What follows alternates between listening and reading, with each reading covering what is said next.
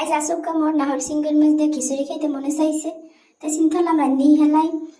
এবার একটা ডাঙর ডঙ্গর একটা পাইলে লইলাম, পাইলে দিলাম কেজি 2 চাউল, 1 কেজি এনে দিলাম মসুরি ডাল দিয়া পানি দিয়ে ধুইয়া কসলাই মশলাই ফর্সা বানাইয়া, এর মধ্যে দিলাম 1 কেজি এনে ঘি, আধা কেজি এনে দিলাম পেঁয়াজ, এরপর কটা গরম মশলা দিমু, দারচিনি, শাল, এরপরে লবঙ্গ, গোলমরিচ, এলাচি, এরপরে আদা জিরা রসুন বাটা দিয়ে দিলাম 1 পাহানি। এরপর চাউল ডালের ডাবল পানি দিয়া চুলার উপরে তাওয়া দিয়া চুলা ধরাইয়া দিলাম।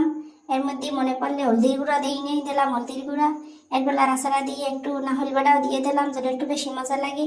এরপর মনে পড়ছে যে আবার নুন দিতেও ভুলে গেছি, এবার লাড়াচাড়া দিয়ে নুনটাও দিয়ে দিলাম।